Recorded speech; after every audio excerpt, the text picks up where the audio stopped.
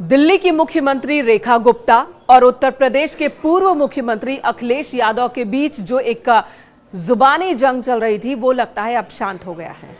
दिल्ली की मुख्यमंत्री रेखा गुप्ता ने माफी मांग ली और इसी के साथ ही अखिलेश यादव ने उन्हें माफ भी कर दिया है।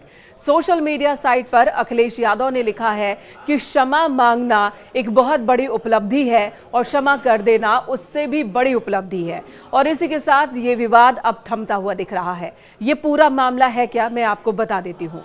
दरअसल एक इंटरव्यू के दौरान रेखा गुप्ता से जब अखिलेश यादव को लेकर रिएक्शन मांगा गया तब रेखा गुप्ता ने उनके खिलाफ विवादित टिप्पणी की थी, आपत्तिजनक बात कही थी, उन्हें टोटी चोर तक कह दिया था। ये वही शब्द है जिसका इस्तेमाल बीजेपी के तमाम प्रवक्ता, समाजवादी पार्टी के राष्ट्रीय अध्यक्ष और उत्तर प्रदेश के पूर्व मुख्यमंत्री अखिलेश यादव के लिए करते रहे हैं। रेखा गुप्ता ने भी इस शब्द का इस्तेमाल किया, जिसके बाद समाजवादी पार्टी के नेताओं ने दिल्ली की मुख्यमंत्री रेखा गुप्ता के खिलाफ प्रदर्शन की शुरुआत कर दी। खूब हंगामा किया, विरोध प्रदर्शन किया। समाजवादी पार्टी के कार्यकर्ता, नेता उत्तर प्रदेश से लेकर दिल्ली तक सड़कों पर बैठ गए और उनकी यही मांग थी कि रेखा गुप्ता को अपने इस शब्द के लिए, अपने इस विवादित टिप्पणी के लिए अखिलेश यादव से माफी मांगनी चाहिए।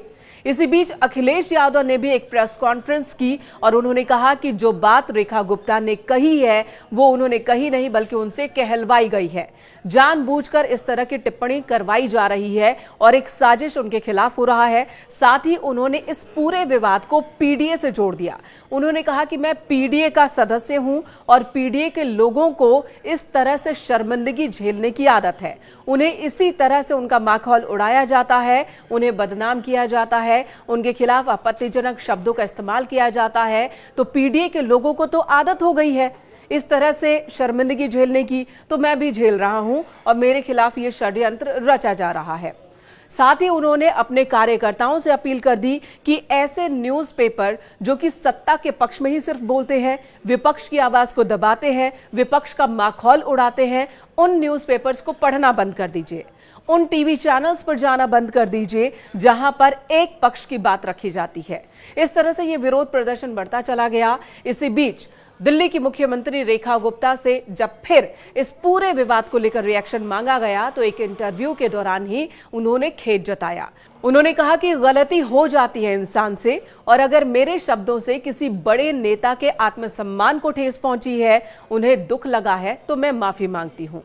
रेखा गुप्ता के माफी मांगने वाले इस बयान के बाद अखिलेश यादव ने भी सोशल मीडिया साइट पर लिखा कि क्षमा मांगना एक बड़ी उपलब्धि है और क्षमा कर देना उससे भी बड़ी उपलब्धि है। हालांकि रेखा गुप्ता ने किसी भी नेता का नाम नहीं लिया था, लेकिन इससे यही माना जा रहा है कि उन्होंने अखिलेश यादव पर किए गए अपने विवादित टिप्पणी को लेकर ही माफी मांगी है। फिलहाल ये मामला अब शांत होता दिख रहा है।